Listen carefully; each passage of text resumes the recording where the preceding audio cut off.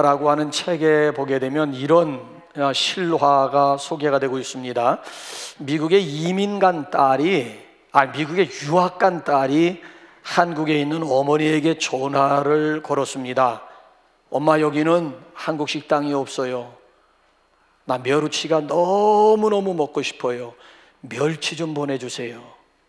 어머니가 알았다. 그리고 전화를 끊자마자 시장에 가가지고 가장 좋은 멸치를 사다가 멸치 대가리와 똥을 발려서 그리고 딸에게 소포로 붙여 주었습니다. 며칠 후에 딸에게 전화가 왔는데, 아니 엄마, 멸치 대가리와 똥을 보내면 어떻게 해요? 아니 기껏 멸치를 발려가지고 그 멸치 대가리와 똥을 쓰레기통에 버린 줄 알았는데 깜빡해가지고 몸통을 쓰레기통에다 버리고 멸치 대가리와 똥을 미국에 유학 간 딸에게 보내준 거예요. 여러분, 중요한 것은 몸통이 중요한 것이지 멸치 대가리나 멸치 똥이 중요한 것이 아니에요. 근데 인생을 살면서 평생 멸치 대가리와 멸치 똥을 모으는 사람이 있습니다. 아니, 살면 살수록 점점 인생의 핵심에서 벗어난다고 하면은 이거야말로 낭패가 아니겠습니까? 자, 우리가 성경을 제대로 이해하고 묵상하는 기본 원리가 있어요. 그러니까 본문 말씀이 아무리 길다고 해도 핵심 문장이 있다고요. 핵심 단어가 있어요. 오늘 본문에서 핵심 단어가 뭘까? 핵심 문장, 소위 말하면 메인 센턴스가 있다라고 하는 얘기예요.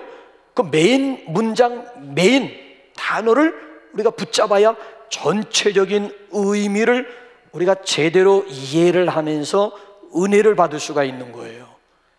자, 핵심 문장, 메인 센턴스가 오늘 7절 가운데서 몇 절이라고 여러분 생각하십니까? 주어, 동사, 목적어를 찾으면 돼요. 그러니까 문장이 형성되기 위해서는 주어, 동사, 그리고 목적어를 찾으면은 그게 바로 메인 센턴스, 핵심 문장 또는 핵심 단어가 되겠습니다. 자, 주어, 동사, 목적어가 뭘까요? 오늘 여기 4절 말씀을 보게 되면 하나님이 주어예요. 보내셨다, 동사예요. 누구를? 그 아들을. 목적어예요. 하나님이 그 아들을 보내셨다. 4절에 보면은 메인 문장이 나와요. 핵심 문장이 나와요. 자, 하나님이 그 아들을 보내셨다. 이게 뭐예요? 성탄이에요. 하나님이 그 아들을 보내셨다. 이를 두고 성탄이라고 한다고요. 그래서 오늘은 백악정 셋째 주일을 맞이해서 이 메인 센턴스, 하나님이 그 아들을 보내셨다, 이 문장을 중심으로 해서 앞뒤에 있는 내용들을 제가 여러분들에게 쉽게 전달해 드리고자 합니다.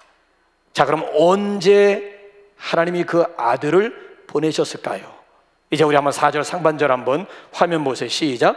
때가 참에 하나님이 그 아들을 보내사. 자, 저기 보면 때가 참에, 다른 번역 성경을 보게 되면 기한이 참에, 또 다른 성경을 보게 되면 정해진 때가 되었음에 하나님께서 그 아들을 드디어 이 땅에 보내주셨다라고 하는 얘기예요. 그러니까 이 말씀은 하나님이 일찍이 그 아들을 보내주시겠다고 약속했다는 거예요. 여러분, 그렇습니다. 구약 성경은 약속의 책이에요. 예수님 보내주시겠다라고 하는 예언의 말씀이라고요. 자, 하나님의 약속의 때가 꽉 차가지고 결국 그 아들을 이 세상에 보내주셨다라고 하는 말씀이에요. 여러분, 그렇습니다. 달도요, 차야 기울듯이 하나님의 약속도 차야 성취가 있는 거예요. 그래서 하나님의 때, 여기 하나님의 때를 강조하기 위해서 여기 1절부터 3절 말씀을 보게 되면 후견인과 청지기라고 하는 핵심 단어가 소개가 되고 하나님의 때를 설명하기 위해서 후견인 얘기가 나오고 청지기 이야기가 나오는 거예요. 자, 2절 한번 확인 한번 해보세요. 시작. 그 아버지가 정한 때까지 후견인과 청지기 아래에 있나니 아무리 아들이요 상속인이라 할지라도 때가 되어야 된다는 거야. 그러니까 어렸을 때에는 종과 다를 바가 없다는 거야. 아들이나 종이나 다를 바가 없다는 거야. 이 아들이 아버지가 정한 때까지는 부득이 후견에게 맡겨줄 수밖에 없고 청지기에게 맡겨둘 수밖에 없고, 왜? 아무것도 모르니까. 지금 너무 어리니까 아들이나 종이나 구분을 할 수 없다라고 하는 얘기예요. 그래서 그 당시 예수님이 태어날 때 로마가 지배하는 그런 시대였잖아요. 그래서 그 당시 로마의 법에 의하면은 아들이 14살이 될 때까지는 아버지가 후견인에게 맡겼다는 거예요. 그리고 이 아들이 재산권을 행사하기 위해서 25살까지는 청지기에게 또 이 이름을 했다라고 하는 얘기. 오늘날로 말하면 전문 변호사, 전속 변호사라고 할 수가 있겠지요. 그러니까 아들이라도 때가 되어야 된다는 거예요. 14살이 되고 25살이 되어야 아들로서의 권리라든지 특권을 행사할 수가 있다는 거예요. 마찬가지로 하나님께서 일찍이 아들을 세상에 보내주시겠다고 약속했는데 그 하나님의 약속의 때가 되어 하나님의 약속에 꽉 차가지고 예언대로 예수님을 이 세상에 보내주셨다는 거예요. 그래서 우리는 그 하나님의 때를 기다릴 줄 알아야 됩니다. 신약 성경에 보게 되면 하나님의 때를 기다리고 기다리고 기다리고 기다리 해가지고 결국 그 결국을 보면서 감격 가운데 찬양하면서 고백한 성도들이 있어요. 다 소개할 수는 없고 남자 대표, 여자 대표만 되면 모든 대표가 되겠지요. 자, 아기다리 고기다리 했던 남자 대표가 누굴까요? 자, 누가복음 2장 25절 이하를 쭉 한번 읽어봅시다. 시작. 예루살렘에 시몬이라 하는 사람이 있으니 이 사람은 의롭고 경건하여 이스라엘의 위로를 기다리는 자라. 성령이 그 위에 계시더라. 그가 주의 그리스도를 보기 전에는 죽지 아니하리라 하는 성령의 지시를 받았더니 성령의 감동으로 성전에 들어가매 마침 부모가 율법의 관례대로 행하고자 하여 그 아기 예수를 데리고 오는지라. 시몬이 아기를 안고 하나님을 찬송하여 이르되 주제여 이제는 말씀하신 대로 종을 평안히 놓아주시는도다. 내 눈이 주의 구원을 보았사오니. 문정이 바뀌었지요. 내 눈이 아기 예수님을 보았으니 이제는 종을 평안히 놓아주시는도다. 뭐예요? 이제 죽어도 여한이 없다라고 하는 고백. 행복의 최고 극치예요. 지금 이대로 죽어도 좋아. 더 이상 바랄 게 없다는 거야. 내가 지금까지 예수님을 기다리고 또 기다렸는데 드디어 그 예수님을 내 품에 안았으면, 내 눈이 주의 구원을 직접 보았으면 이제는 나를 놓아달라는 얘기야. 이제는 여기서 이대로 죽어도 더 이상 바랄 것이 없겠다라고 하는 행복의 극치를 노래했어요. 이게 남자 성도야. 그럼 여자 성도의 대표는 누굴까요? 자, 이번에는 한번 2장 36절로 한번 넘어가 볼까요? 이번엔 여자 성도 대표. 시작. 또 아셀 지파 바누엘의 딸 암나라 하는 선지자가 있어 나이가 매우 많았더라. 그가 결혼한 후 7해 동안 남편과 함께 살다가 과부가 되고 84세가 되었더라. 이 사람이 성전을 떠나지 아니하고 주야로 금식하며 기도함으로 섬기더니 마침 이때에 나와서 하나님께 감사하고 예루살렘의 속량을 바라는 모든 사람에게 그에 대하여 말한. 마침내 만났다는 거예요. 마침내. 안나라고 하는 여인도 84년 동안 성전 떠나지 않고 주야로 금식하면서 기도하는 가운데 메시아 예수님을 기다렸는데 마침 이때 그 메시아를 만나고 감사하면서 많은 사람들에게 그에 대하여, 예수에 대하여 담대하게 이야기하기 시작했다라고 하는 일. 기다렸노라, 만났노라. 그래서 오늘 저와 여러분들에게 사도 베드로가 뭐라고 권면하고 있는 줄 아십니까? 자, 우리 한번 베드로전서 5장 6절 한번 볼까요? 시작. 그러므로 하나님의 능하신 손 아래에서 겸손하라. 때가 되면 너희를 높이시리라. 아직 때가 되질 않은 거야. 기다리라는 거야. 때만 차면, 때만 되면 반드시 저와 여러분들을 높여주실 때가 올 것임을 베드로가 이 말씀에 근거해서 우리에게 용기를 주고 있어요. 자, 때가 되면 하나님이 우리만 높여주시는 게 아니에요. 자, 이번에는 사도 바울을 통해서 뭐라고 우리를 위로하시는지 갈라디아서 6장 9절 한번 보십시다. 시작. 우리가 선을 행하되 낙심하지 말지니 피곤하지 아니하면 때가 이름에 거두리라. 때가 돼야 된다는 거예요. 때가. 하나님의 때가 따로 있다는 거야. 내 생각과 하나님의 생각이 다르고 내 방법과 하나님의 방법도 다르고, 물론 내가 원하는 때와 하나님이 정해주신 때가 다르다는 거야. 왜 많은 성도들이 믿음 생활하다가 낙심하고 믿음 생활하다가 간간히 고무신 거꾸로 바꿔 신는 일이 있습니까? 타이밍이 문제거든. 우리는 이 사람이 이스라엘을 구속할 자라 봤노라. 결국 실망했다는 얘기고, 그래서 예루살렘에서 엠마오로 내려갔다는 얘기. 왜? 그래도 예수에게 소망 걸었는데 이 사람이 이스라엘을 구속할 자라고 기대를 했는데 형편없이 십자가에 못 박여 돌아가시고 말았다는 거예요. 그래서 실망해가지고 결국 예루살렘을 등지고 엠마오로 낙심천만에서 내려가고 있는 제자들. 타이밍의 문제예요. 기다렸는데도 불구하고 nothing, 아무것도 없다는 얘기예요. 여러분, 그렇지 않아요. 내 때가 있고 하나님의 때가 차야 되는 거예요. 때가 되면 하나님께서 우리를 높여주실 때가 오고, 때가 되면 내가 뿌린 것에 대해서 반드시 결실하게 해주시는 하나님의 정하신 때가 따로 있다는 거예요. 이런 의미에서 신앙이라고 하는 것은 기다림입니다. 신앙은 누가 뭐라고 해도 기다림이라고 할 수가 있는 거예요. 근데 현대인들의 인내 바닥나고 말았잖아요. 그러니까 냄비 근성, 냄비 인생이라고 하는 말이 그래서 나온 거예요. 쉽게 끓었다가 쉽게 식어버리는 냄비 인생, 냄비 근성 말이에요. 그래서 하나님의 정하신 때를 기다릴 줄 아는 우리 대강절의 백성들이 되시기를 주님의 이름으로 축원합니다.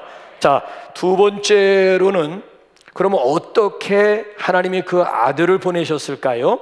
자, 이번에는 우리 한번 4절 중반절을 우리 한번 볼까요? 시작. 하나님이 그 아들을 보내사 여자에게서 나게. 자, 하나님께서 그 아들을 어떻게 보내셨어요? 여자를 통해서 이 땅에 보내셨다는 거예요. 그 여자가 누구예요? 어떤 분은 막달라 마리아라고 그러더라고요. 막달라 마리아가 아니에요. 어떤 마리아예요? 동정녀, 처녀지. 막달라 마리아는 남편이 있어, 남편. 어떻게 남편 있는 여자를 통해 가지고 예수님이, 동정녀는 수처녀, 남자를 전혀 가까이 하지 않는 깨끗한 오리지널 처녀의 몸을 통해서 예수님께서 이 세상에 오셨다는 거예요. 근데 여러분, 예수님께서 여자의 후손을 통해서 이 세상에 오실 것에 대해서 최초로 예언한 복음이 어딜까요? 원시복음이라고 하지요. 최초 복음이 어딜까요? 자, 신구약 성경 중에서 원시복음 최초의 복음이 어디에 나타날까요? 에덴 동산에 있었어요. 자, 우리 한번 창세기 3장 15절 확인해 봅시다. 시작. 내가 너로 여자와 원수가 되게 하고 내 후손도 여자의 후손과 원수가 되게 하리니 여자의 후손은 내 머리를 상하게 할 것이요 너는 그의 발꿈치를 상하게 할 것이니라 하시고, 자, 선악과를 따먹고 하나님께서 책임을 물으시는 가운데 뱀에게 책임을 묻고 있는 거예요. 내가 너로 하여금 여자와 원수 되게 하고 내 후손도 여자의 후손과 원수가 되게 하고 여자의 후손이 나와서 내 머리를 박살내게 될 것이다. 그래서 예수님께서 여자의 후손으로 오셔가지고 십자가에서 테텔레스타이 다 이루었다, 승리를. 그러니까 예수님이 십자가에 못 박이면서 사탄의 머리가 이미 박살나고 말았다라고 하는 얘기예요. 그러니까 벌써 창세기 3장에서부터 벌써 원시복음이 나타난 거예요. 여자의 후손을 약속한 거야. 자, 창세기, 출애굽기, 레위기, 민수기, 신명기, 모세오경은 모세가 썼어요. 성령의 감동 가운데. 자, 일찍이 모세를 통해서도 예수님이 여자의 후손으로 이 세상에 오실 것을 약속, 예언을 했고요. 자, 그 뒤에 선지자 중에 선지자, 대선지자 중에 대선지자를 우리는 이사야라고 얘기를 해요. 자, 예수님이 태어나시기 전 700년 전에, BC 700년 전에 활동했던 이사야를 통해서도 뭐라고 약속, 예언했는지 이사야 한번 7장 14절 확인해 보세요. 시작. 보라, 처녀가 잉태하여 아들을 낳을 것이요 그 이름을 임마누엘이라 하리라. 실제로 마태복음 1장 예수님이 태어나셨을 때 1장 21절에는 예수라 하라 그랬고요. 1장 23절, 마태복음 1장 23절 보게 되면 그 예수의 별명이 임마누엘임을 우리에게 분명하게 말씀해 주고 있어요. 그러니까 벌써 예수님이 태어나기 700년 전에 이사야를 통해서도 여자를 통해서 예수님께서 이 세상에 오실 것임을 예언을 했어요. 왜 예수님이 여자를 통해서 이 세상에 오셔야만 했을까요? 왜? 자, 이제 창세기 3장 16절 보면 분명하게 드러나겠지요. 창세기 3장 16절 시작. 여자가 그 나무를 본즉 먹음직도 하고 보암직도 하고 지혜롭게 할 만큼 탐스럽기도 한 나무인지라 여자가 그 열매를 따먹고 자기와 함께 있는 남편에게도 주매 그도 누가 선악과 따먹었다는 얘기예요? 여자가.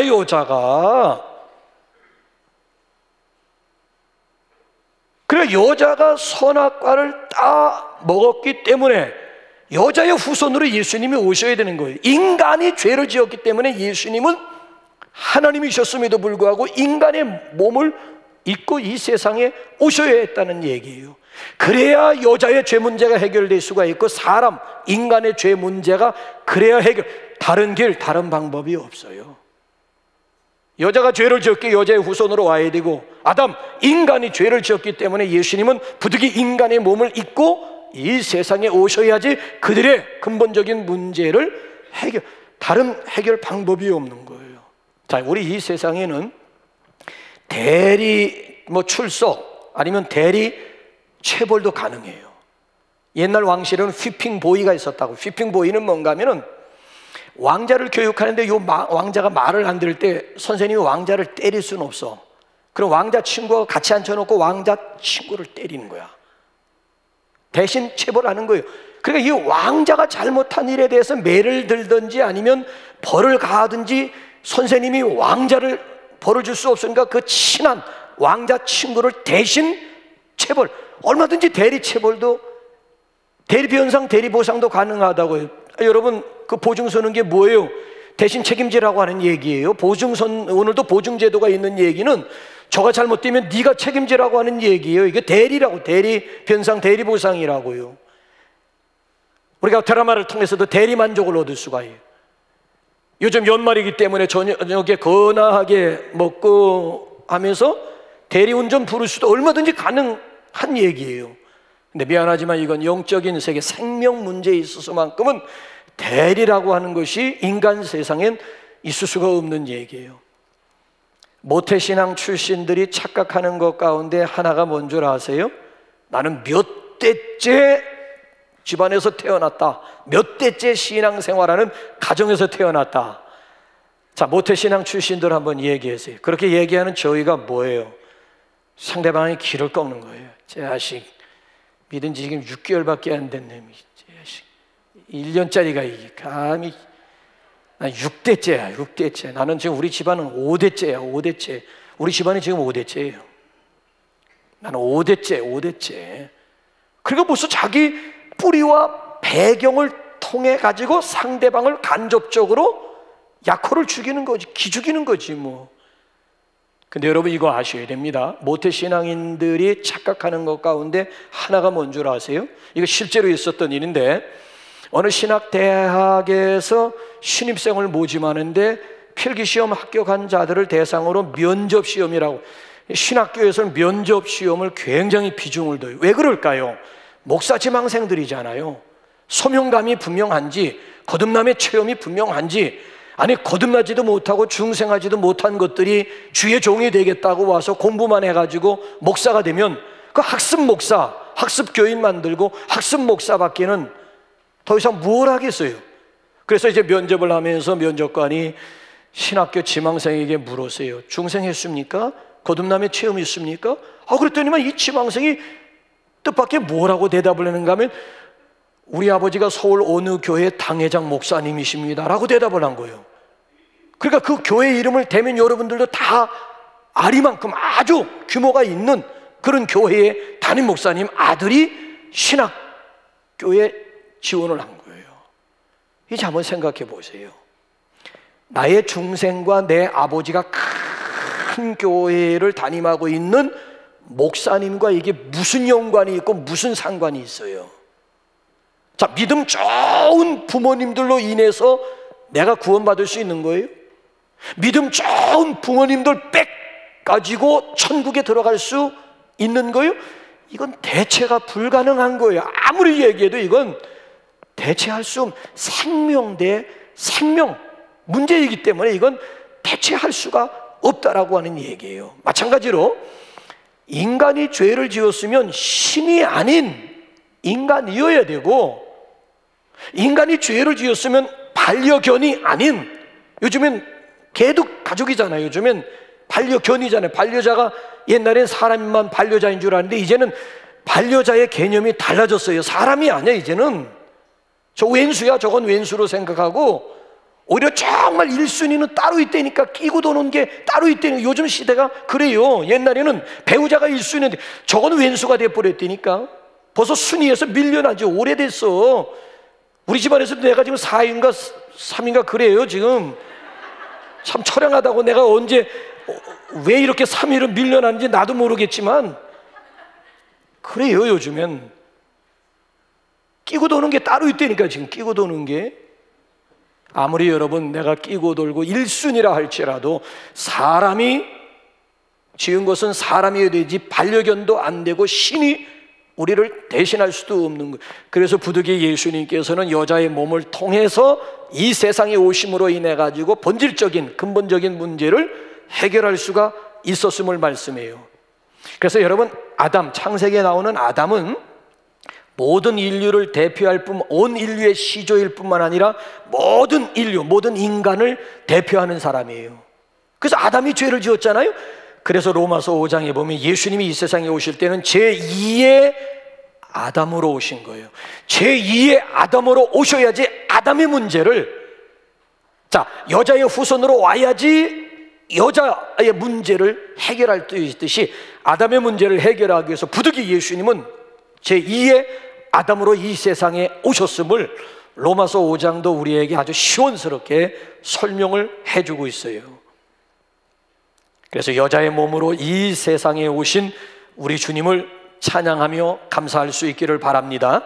그러면 끝으로 왜 하나님이 그 아들을 보내셨을까요? 이게 중요한 거예요. 이게 대강절의 의미가 여기 있는 거예요. 첫째가 속량하시기 위해서요. 자, 5절 상반절로 한번 다 같이 한번 읽어볼까요? 시작. 율법 아래에 있는 자들을 속량하시고, 그 속량이라고 하는 뜻이 뭐예요? 다른 번역 성경들을 보게 되면 구속하시고 구원하시고 자유를 주시기 위해서, 그러니까 우리에게 진정한 구원을 주시기 위함이라는 거예요. 우리가 지금 율법의 아래에서 율법의 종로로 타고 죄의 종로로 타면서 지금까지 살아왔는데, 종살이 가운데서 진정한 자유를 주시기 위해서, 속량하시기 위해서 예수님이 이 세상에 오셨음을 강조해요. 그래서 여러분, 믿는 사람들에게 있어서 가장 큰 축복이 뭐예요? 축복 중에 축복은 뭐예요?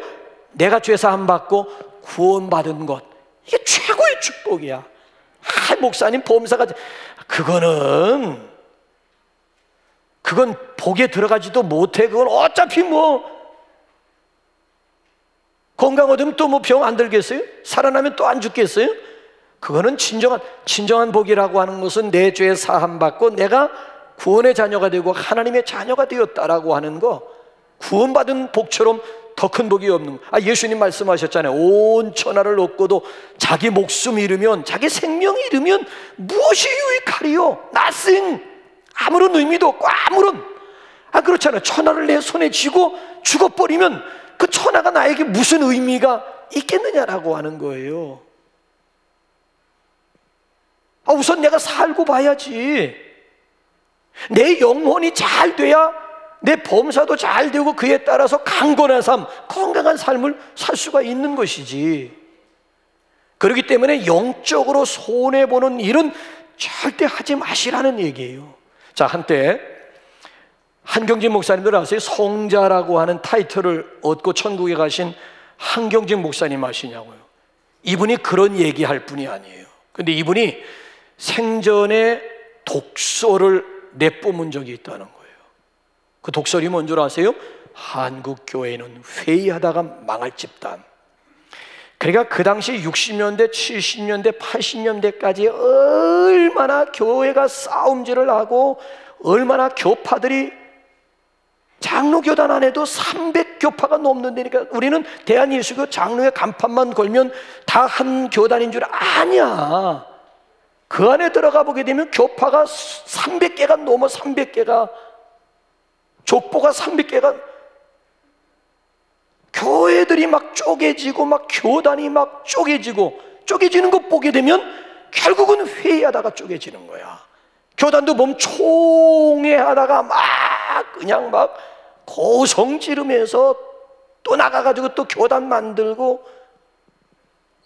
멀쩡하게 일부 예배 잘 드리면서 은혜 받고 2부 뭐 재직회다, 당회다, 뭐 남녀 전도회다, 무슨 회의다 하면서 막 핏대들을 내. 성질 한번 부리면 은혜 다 쏟아버리는 거지. 뭘 일주일 동안 기도원에 올라가서 금식하면서 은혜 받으면 뭐해? 집에 내려온 벌써 시험거리가 기다리고 있어가지고 문 열자마자 성질 한번 내버리면서 일주일 동안 고생한 것이 한순간에 다 그냥 물거품이 돼버리고 다 쏟아버리는데, 목숨 걸만할 때 목숨 걸어야지 회의에다 목숨을 걸어? 아이고. 저는 23년 동안 여기서 목회하면서 딱 한 가지 원칙이 있어요. 이런들 어떠하리 저런들 어떠하리예요. 이렇게 운영하면 어쩌고 저렇게 운영하면 뭘 문제가 된다는 거예요. 조금 더디 가면 있을 수 있을지 모르지만 이놈들 어떠하리 저런들. 목사가 은혜에 목숨을 걸고 메시지에 목숨 걸고 구원에 목숨을 걸어야 되는 거지. 뭘 교회 운영하는데 거기다가 목사가 에너지를 낭보하면서 공동체를 불행하게 만드느냐라고 하는. 이렇게 운영하는 거 어떻고 저렇게 다 맡겨버려요. 그냥 알아서 운영하라고. 나는 기도하는 일과 말씀 전하는 일에 나는 목숨 걸고 싶은 목사지, 그런 부수적인 문제, 운영상 이런 문제에다 내 목숨, 에너지를 낭비하고 싶은 생각은 추호도 없다라고 하는 생각이 아직까지 23년 동안 아직까지 변함이 없어요. 여러분, 그 예배 시간에 들어올 때 여기 메인 화면이 있어요. 메인 화면에 여러분 보면 예배다운 예배를 드리기 위한 수칙 4가지를 여러분 혹시 기억하는 분 있어요? 은혜예요. 주제는 은혜예요. 자, 보세요. 은혜 받기 위해서 첫 번째가 뭐예요? 핸드폰 꺼주세요. 핸드폰 무음으로 해주시던가 핸드폰 꺼주세요. 왜? 이게 은혜를 방해해요.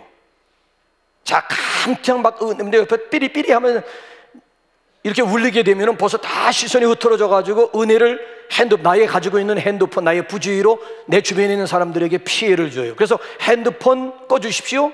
나오네. 그 다음에 두 번째는 은혜 받기 위해서 앞자리에 앉으십시오. 앞자리는 금자리야, 금자리.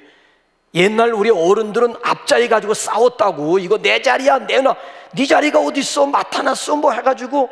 왜 앞자리는 내가 앉고 싶은데 벌써 누군가 와서 앉아있으면 화가 나는 거야. 그만큼 앞자리는 금자리로 은혜 받는데 금자리로 생각하는 거예요. 그 다음에 세 번째는 뭡니까? 오늘의 본문 말씀을 묵상하십시오. 왜?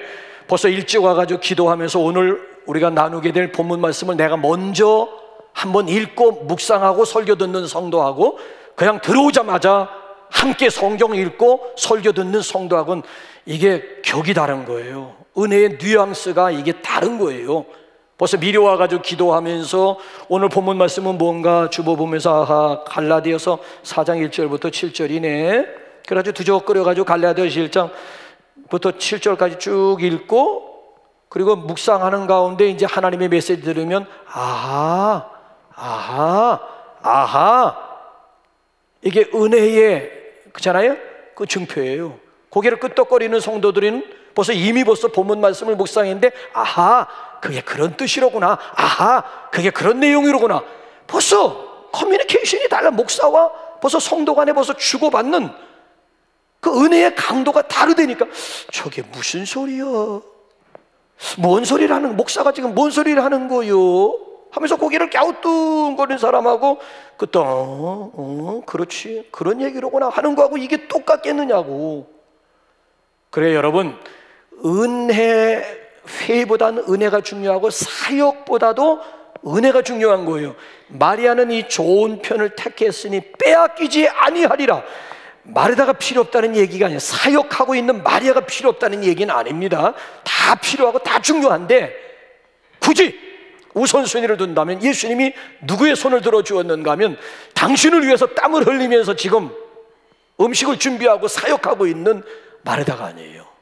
예수님의 발 앞에 앉아가지고 그냥 사모하면서, 그냥 기대하면서 예수님의 말씀을 들으면서 아멘 아멘 하면서 은혜를 받고 있는 마리아. 마리아는 이 좋은 편을, 좋은 편이 뭐냐, 좋은 게 뭐냐, 예수님이 말씀하시는 좋은 것이라고 하는 것은 은혜보다 사역이 앞설 수가 없고, 은혜보다 회의가 목숨 걸 수 있는 문제가 아니다라고 하는 것은 예수님이 이미 결론 내려주었으면, 오늘도 우리가 어느 쪽에다 비중, 그러니까 여러분들이 영적으로 손해본다든지 은혜 받는데 지장되는 것 같으면 아예 그 일은 안 하는 것이 여러분 개인 신상에도 여러분 도움이 된다.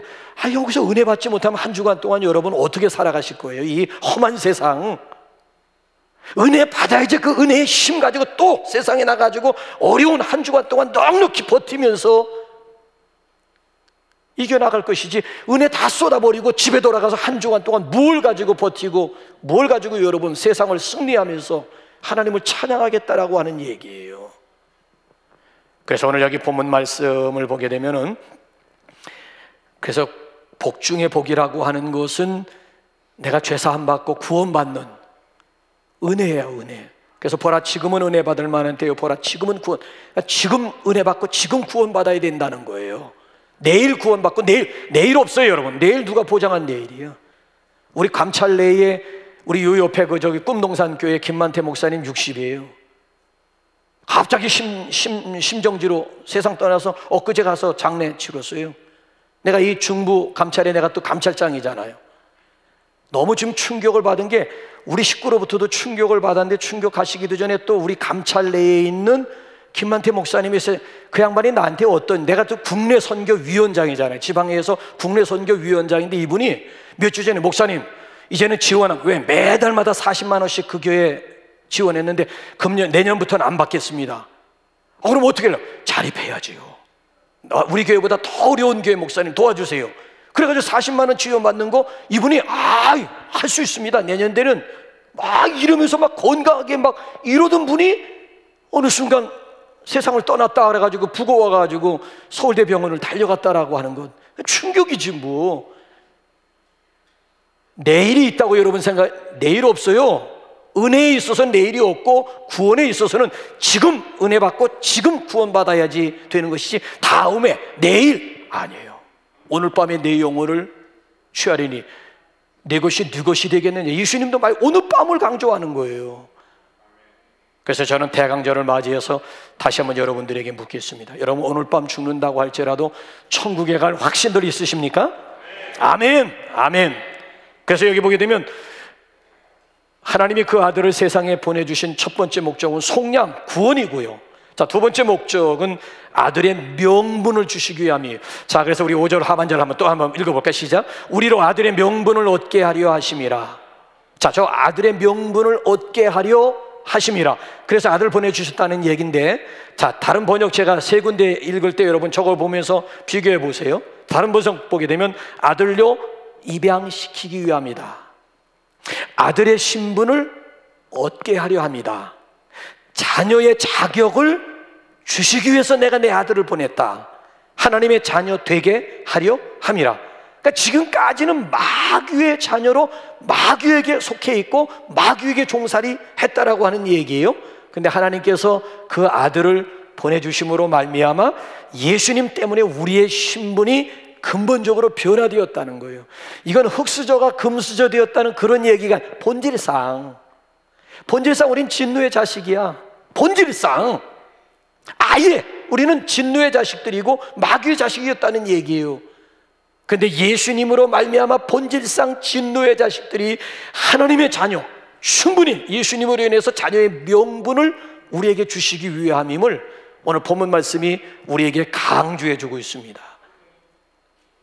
그러니까 완전히 죄인에서 의인으로, 종에서 자유인으로 우리의 처지가 그러니까 지옥 호적에서 아예 그 호적을 파가지고 아예 천국나라 호적에 입적시키기 위해서 예수님께서 이 세상에 오셨다는 거예요. 그러니까 더 이상 여러분 종의 의식이 아니라 자녀의식 가지고 자녀답게 자유인답게 살아갈 수 있기를 주님의 이름으로 축원합니다. 자, 그런가 하면 세 번째로 하나님이 왜 그 아들을 보내주셨을까? 세 번째로는 하나님을 향하여 아빠라고 부르도록 하기 위함이에요. 자, 조금 전에 아바, 아버지, 아바, 아버지, 먼저 개역 한글 성경에는 아바, 아버지라 부르게 하셨느니라. 근데 오늘 여기 우리 개역 개정판을 보면 아빠, 아버지로 부르도록, 그 아바라고 하는 것은 아람어로 아빠라고 하는 뜻이거든. 그러니까 아랍어로 아바라고 쓰지 않고 그냥 우리말로 번역해서 아바, 아버지를 아빠, 아버지로. 그러니까 지금까지 구약의 하나님은 한마디로 말씀드리면 초월적인 하나님이에요. 가까이 하기엔 너무 먼 당신이야. 하나님은 구약에 보면 거룩하시도다. 거룩하신 하나님이에요. 구별된 하나님이에요. 초월하신 하나님이에요. 그래서 인간들이 당신 자신에게 오는 것을 거부했어요. 그래서 모세를 시내산으로 부르시고, 시내산에 강림하시고 모세를 부르실 때에도 모세로 하여금 내려가서 백성들을 신칙하라. 그 얘기는 시내산 주변에다 철조망 치고 올라와라는 얘기예요. 왜? 백성들이 혹시 궁금해가지고 시내산에 나를 보러 올라올까, 다 전부 죽을까 두렵다는 것이 하나님의 생각. 그래서 모세로 하여금 다시 내려보내가지고 백성들을 신칙하고, 이 얘기는 철조망 단단히 아예 가까이 오지도 못하도록 철조망 치고 다시 올라오라고 하는 얘기예요. 하나님 스스로가 죄인들이 당신에게 가까이 오는 것을 거부하시는, 그냥 가까이 하긴 너무 먼 당신이었지. 그래서 구약 시대에 보게 되면 1년에 대속제일, 백성들의 죄 문제를 해결하기 위해서 제사장 중에서도 대제사장을 뽑아가지고 그 대제사장으로 하여금 자기 자신을 아주 한 주간 동안 정결하게 깨끗하게 만든 다음, 그 다음에 여러분들이 앉아있는 성소에서 이 지성소에 피를 가지고 백성들의 죄 문제를 가지고 와서 여기서 제사를 지내므로 백성들의 죄를 사하는 일이 있어요. 이때 여러분 대제사장이 지성소에 들어올 때 어떻게 들어온 줄 아세요? 몸뚱아리에다가 밧줄 매가지고 들어왔어. 밧줄. 그리고 여러분들이 앉아, 여기는 휘장, 천하가 가려서죠. 여러분들이 저를 볼 수 없지만은 천으로 가려 있기 때문에 거기서 밧줄을 여기다 허리다 메고 길게 거기다가 여러분들에게 밧줄 놓는 거예요. 그리고 여기다 종을 차요. 딸랑딸랑. 그래서 제사장이 이 안에 들어와서 피를 가지고 양쪽 귀퉁이에다가 뭐 뿌리고 뭐 바르고 뭐 왔다 갔다 하면 종소리가 나잖아요. 딸랑딸랑 딸랑딸랑. 아, 우리 대제사장님이 지금 안에서 제사를 지금 주관하고, 딸랑딸랑 소리가 멈췄어. 왜 멈췄을 것 같아요? 즉사한 거야. 왜? 불경죄를 지은 거예요. 자신을 정결하게 하는 일에 게을렀다든지, 아니면 이 안에 들어와서 하나님의 규례대로 제사를 지내지 않았다든지, 그 자리에서 즉사. 아, 우싸도 뭐 하나님의 법궤가 수레에서 떨어질 것 같아요. 아이고 그래가지고 하나님의 법궤 붙잡았다가 그 자리에서 즉사당했는데, 감히 하나님의 법궤를 가까이 하다니. 이런다니까. 그럼 여기서 지금 대제사장이 제사 지내다가 죽었으면 시체는 끌어다가 장사 지내야 될 거 아니야. 여러분들이 시체 가지러 들어오면 여러분들도 이 자리에서 즉사하는 거야. 그럼 어떻게 장사를 지내야 돼? 밧줄 있잖아, 밧줄. 여러분들이 앉아있는, 아이고 소리 안 들리네? 아이고 대제사장 돌아가셨네? 여러분들이 앉아있는 자리에서 밧줄을 잡아다녀가지고 시체를 끌어내가지고 결국 장사를 지내는 거예요. 이런 차원으로 여러분들이 야복강 나루터로 가보시면 이해가 돼요. 자, 야곱이 밤새도록 하나님과 씨름하고 그 다음에 그곳을 떠나면서 야복 나루터를 분이엘로 명명을 해요. 분이엘이라 그랬어요. 그 분이엘의 뜻이 뭔지 한번 보세요. 여기 복음이 있는 거예요. 한번 보세요. 시작. 그러므로 야곱이 그곳 이름을 분이엘이라 하였으니 그가 이르기를 내가 하나님과 대면하여 보았으나 내 생명이 보존되었다 함이더라. 지금까지 하나님을 보고 산 사람은 없었어. 단 한 사람도 없었어. 근데 나는 밤새도록 하나님과 정면 맞짱을 뜨고서도 죽어야 되는데도 불구하고 내 생명이 보존되었다. 할렐루야. 그래가지고 야뽕 나루터가 졸지에 푸니엘이 될 수가 있었던 거예요. 푸니엘이. 하나님은 거룩하시고 우리는 거룩하지만 죄인이에요. 죄인이 하나님을 보면 그 자리에서 즉사하는 거예요. 그럼 오늘도 누가 하나님을 만날 수가 있습니까? 거룩한 자만이 거룩하신 하나님을 만날 수가 있어요. 근데 의인은 없나니, 거룩한 자는 없나니 하나. 로마서 3장에 보면 단 한 사람도 이 세상에는 거룩한 자, 의인이 없다고 그랬어요. 그래서 우리에게 예수님이 절대적으로 필요한 거예요. 의로우신 예수 그리스도의 의의 옷을 입고야 의로우신 하나님 앞에 담대하게 나와서 의로우신 하나님과 교제할 수가 있고 예배할, 예수 그리스도가 절대적, 예수 없이는 우리가 하나님을 만날 수가 없고, 그리스도의 의, 나의 때 묻은 의는 내려놓고 그리스도의 의를 힘입어야 의로우신 거룩하신 하나님을 경배하면서 하나님을 만날 수가 있다는 거예요. 그러니까 예수님께서 이 세상에 오신 목적은 하나님과 우리 인간 사이를 다리 놓는 것뿐만이 아니고 주종관계, 수직관계라고, 주종관계에 있는 하나님과의 관계로 수평관계, 이것이 뭐예요? 부자관계, 주종관계가 아니라 부자관계 만들어주기 위해서. 자, 이제 부자관계가 성립되었는데 부자관계도 부자관계 나름이지. 세 가지 종류의 교인들이 이 안에 있어요. 하나님과 나와의 관계가 지금 아버님 관계에 있는 분들이 있어요. 하나님과 나와의 관계가 아버지 관계에 있는 분들이 있어요. 하나님과 나와의 관계가 아빠 관계에 있는 분들이 있어요. 자, 보세요. 아빠는 격이 없는 사이야.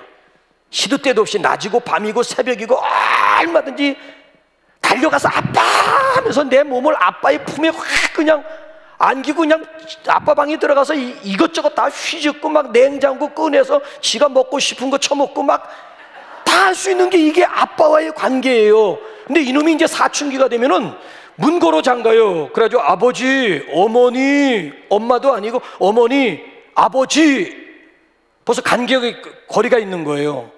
이놈이 이제 장가를 가게 되면 지 마누라밖에 없어서 마누라와 함께 1년에 명절 몇 번 컵배기 내배기면서 아버님 저 왔습니다, 아버님이 되는 거예요. 그만큼 벌써 똑같은 부자지간이라 할지라도 벌써 간격이 있다라고 하는 얘기예요.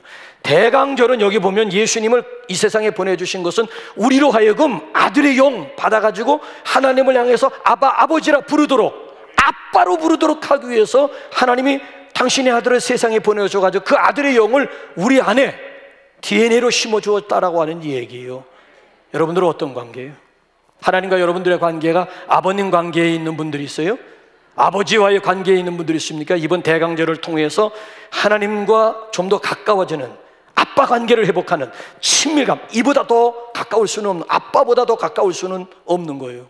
하나님과 저와 여러분들의 관계가 아빠의 관계를 회복할 수 있기를 주님의 이름으로 축원합니다. 자, 마지막 네 번째로는 하나님이 그 아들을 왜 보내주셨을까? 자, 7절 한번 보세요. 어우, 굉장하죠? 시작. 그러므로 내가 이후로는 종이 아니요 아들이니 아들이면 하나님으로 말미암아 유업을 받을 자니라. 자, 하나님이 그 아들을 보내주신 목적이 하늘나라를 상속받도록 하기 위함이라는 거야. 유업 중에 유업은 하늘나라 유업인 줄로 믿으시기 바랍니다. 바울은 이 사실을 하나 깨닫고 너무 감격스러워가지고 뭐라고 찬양하면서 고백을 했는가 하면 로마서 8장 17절 시작. 자녀이면 또한 상속자 곧 하나님의 상속자요 그리스도와 함께한. 와, 두 번째다. 우리는 그리스도와 함께, 그리스도와 공동 상속인이 되었다는 뜻이야. 원래 하늘나라는 누가 이어받아야 되는가 하면 하나님의 아들, 독생자, 적자이신 예수님만이 하나님의 나라를 상속받을 수 있는 자격이 있는 거야. 적자, 하나님의 독생자, 하나님의 아들만이 하나님 아버지의 것, 하늘나라를 상속받을 수 있는 거야. 근데 그 아들이 이 세상에 오심으로 말미암아 우리가 아들의 명분을 얻게 되었다는 거야, 우리가. 그래서 우리는 하나님의 뭐가 되었다는 거예요? 양자가 된 거야. 예수님은 적자고 우리는 하나님의 양자. 근데 법적으로 양자와 적자가 달라요? 같아요? 같아요. 똑같아요. 모든 권리, 모든 특권, 양자나 적자나 똑같이 누릴 수가 있는 거예요. 예수님 때문에 우리가 하나님의 나라를 예수님과 나란히 똑같이 공동으로 상속받는 그런 위치에 서게 되었다는 거예요. 한때 세상 사람들이 이재용 씨를 부러워한 적이 있어. 왜 부러워했을 것 같아요? 부모가 돌아가신 다음에 재산을 상속, 아니야. 이재용 씨, 이건희 씨가 버젓이 살아있음에도 불구하고 그 아들에게 어마무시한 재산을 미리 상속시켜 주었어요. 조 단위로. 그것도 억 단위가 아니고 조 단위로. 뭐 억도 지어보지 못한 우리가 무슨 조 단위 얘기한들 그게 감이 나오겠느냐고요. 우리 가운데 지금 조 단위 가지고 있는 분 한 사람도 없거든요. 그러니까 뭐 조 단위로 상속받았다고 해도 뭐 멍하는 거지, 와 하면서 놀라는 사람 하나. 왜? 감을 못 잡으니까. 그러니까 많은 사람이 야 아버지 잘 둔 덕분에 이재용 좋겠다, 와 부러워하는 거야. 근데 여러분, 뭘 몰라서 부러워하는 것이지 정말 제대로 안 성도들은 하나도 부러워. 왜? 우리 아버지는 어느 정도 재력을 가지고 있는가 하면 학교에서 보면 금도 내 것이고 은도 내 것이고 우주 만물이 다 누구의 것이야? 아버지 하나님의 것인데, 근데 우리가 그 어마무시한 하나님의 나라를 예수님과 더불어 공동 상속받게 되었다라고 하는 이 한 가지 사실만 제대로 깨달았더라도 그래도 과연 이재용 씨가 부럽다고 느껴질까? 아니지. 이재용이가 나를 부러워해야지. 뭔 소리 하는 거요? 그러니까 근데 솔직하게요, 저도 실감은 안 나요. 하나님의 나라가 내 것이 되고 예수님과 더불어 나는 하나님의 나라 상속자가 되었다라고 하는 것에 대해서 솔직히 아직까지 실감이 안 나. 그러니까 우리만 실감이 나지 않은 것이 아니라 현장에 있었던 탕자 형님도 전혀 실감이 안 난 거야. 그러니까 아버지가 억장이 무너지는 거예요. 하나님도 마찬가지예요. 우리를 향해서 지금 아버지가 탕자 형을 향해서 억장이 무너지듯이 우리를 향한 하나님의 마음도 동일하다는 거예요. 자 보세요. 끝으로 우리 한번 누가복음 15장 31절 읽고 우리 찬양할까요? 시작. 아버지가 이르되 예 너는 항상 나와 함께 있으니 내 것이 다 내 것이로. 아버지가 지금 탕자 형을 향해 예 내 것이 다 네 거야, 네 거. 근데 이 형은 지금까지 머슴의식 가지고 살아오는 거야. 아버지와 함께 살면서도 머슴의식이야. 내게는 염소 새끼 한 마리도 준 적이 없거늘 내 동생 저놈은 아버지 재산을 가지고 창녀들과 더불어 다 탕진하고 돌아왔는데 뭘 잘했다고 목욕시켜라, 뭐 금가락질 시켜라, 송아지 새끼를 잡아라, 뭐 발에 신을 시켜라, 저 야단법석이냐고 벌매소리 하면서 내게는 염소 새끼 한 마리도 주지 않으면 아버지가 그 소리를 들으면서 억장이 무너지는. 뭔 소리 하는 거야? 내 것이 다 네 것인데 너 그거 몰랐니? 아버지와 함께 살고 있으면서도 탕자 형은 아버지의 것이 다 내 것인 줄 전혀 몰랐. 그러니까 지금까지 머슴으로 살아온 거예요. 머슴으로. 아니에요 여러분, 우리는 머슴이 아니에요. 예수님으로 말미암아 아들의 명분도 얻었고 하늘나라를 당당하게 우리가 유업으로 이어받을 상속녀 상속남이 되었다라고 하는 얘기예요. 그래서 이제 앞으로 여러분 어떤 환경 속에서도 절대 쫄거나 기죽지 마시고 속된 말로 덤벼라 이 작것들아, 막 거침없이 막 하이킥하는 행복한 인생의 주인공들이 되시기를 주님의 이름으로 축원합니다. 우리 삼부 글로리아 찬